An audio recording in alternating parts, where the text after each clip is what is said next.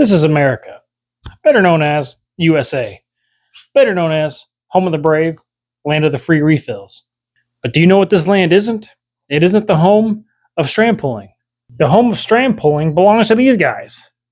Not these guys. These guys. That's England.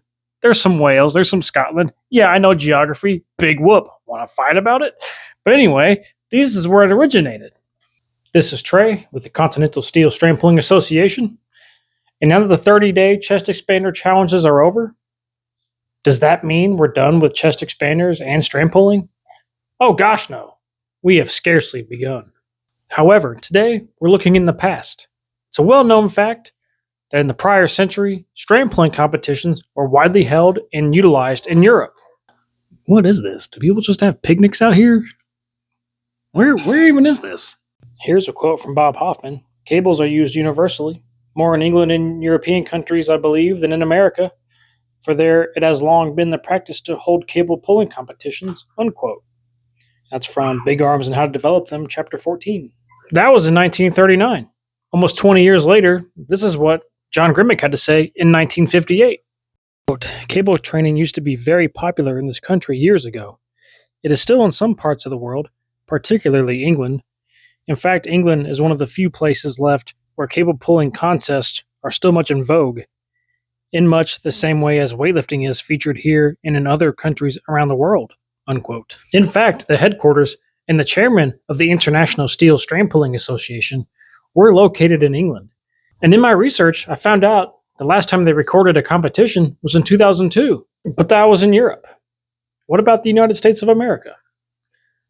There was only one formal, and by formal, we mean held in accordance with a set of rules with an appointed set of judges. The only formal chest expander competition in America was first announced in the 1940 issue of Strength and Health magazine, specifically the March 1940 issue. It would be held on Saturday, April 13th, 1940 at 2:30 p.m. in York, Pennsylvania. The event was organized by York Barbell for their, quote, big spring strength show, unquote, at the York YMCA. They used the York 10 cable chest expander. Quote, the contest will be held on these three stretches: the back stretch, which is the back press, the one-hand press, shoulder press, and the front pull apart, unquote. The man in the pictures is Elmer Farnham. He placed second in the very first Mr. America contest won by Burt Goodrich. Each strand was measured and weighed using the following method pictured here. That way, if there was a man with smaller arms, they could measure how much weight he stretched versus someone with big arms. The York chest expander did not use springs. It was a stretchy cables. I tried to zoom in on this photo so you guys can see, but in the top left, you can see the expander with the tape measure. At the very bottom, they have the weight and barbell they would use to stretch the cables down. That way you can see what weight it took for you to fully stretch the expander out. The April-May issue of the Strength and Health magazine had a small column called Cable Corner.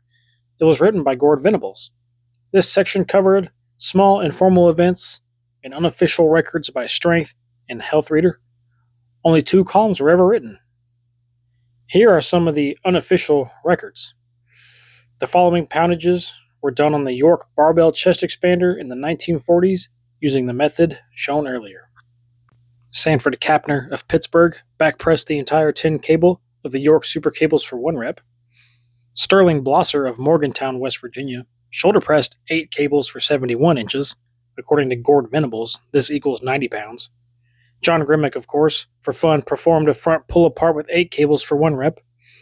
A man named Gregory George, quote, had never tried this exercise before, and he made 7 cables, unquote, on the front pull-apart. James Tansey, a 15-year-old who had been training cables for only 6 months, shoulder-pressed 4 cables, back-pressed 5 cables, and front-pulled 3 cables. According to the column, he only weighed 102 pounds. Peter Pollock from Chicopee, Massachusetts, could pull all 10 cables on most movements. He was a 6 foot 1 inch tall and weighed 195 pounds. Gord Venables determined that his front pull was 95 pounds, his shoulder press 105 pounds, and his back press 140 pounds for an unofficial total of 340 pounds. Norman Jacobson from Madison, Wisconsin was able to stretch all 10 cables for 10 reps on the back press, 10 reps on the shoulder press, and 6 cables for 1 rep on the front pull.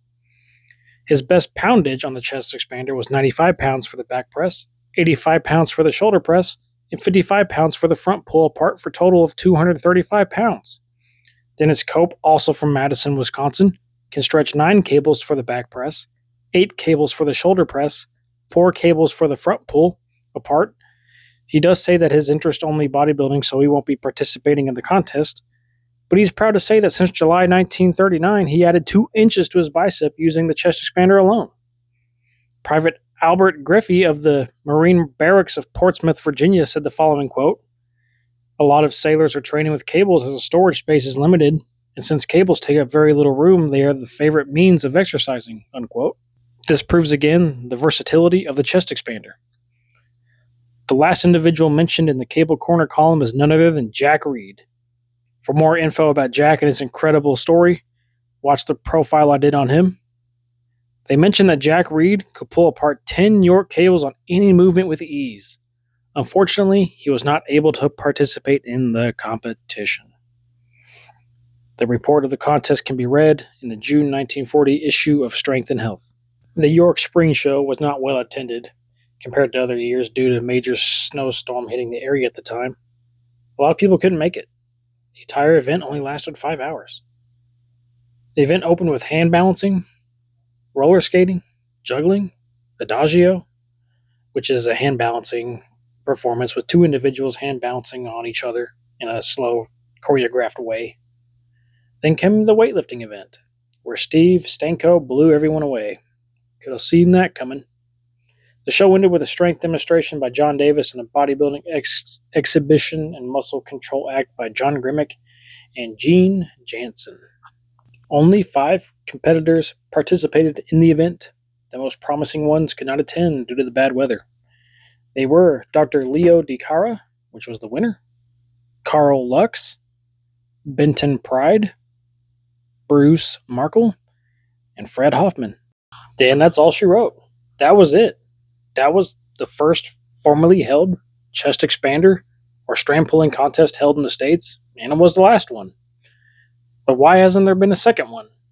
I do have some theories on this. This event was obviously poorly attended, which could discourage future people from attending or even competing. And Bob Hoffman's main concern was weightlifting. He did promote bodybuilding, but weightlifting was his bread and butter, and he thought by virtue of you doing weightlifting, your body's going to grow anyway into a bodybuilder regardless. You can read these thoughts at Muscletown, USA, Bob Hoffman, and the Manly Culture of York Barbell by John D. Fair. And I'll say another reason why it didn't do too well is because, let's say, compared to calisthenics, hand balancing, bodybuilding, weightlifting, other strength feats, the chest expander and strand pulling just doesn't have that wow or awe factor. Reading about it, learning about it, it taught me something. And I think we have something exciting coming along in the future. So please stay tuned. This is Trey of the Continental Steel Strand Pulling Association saying, keep on training.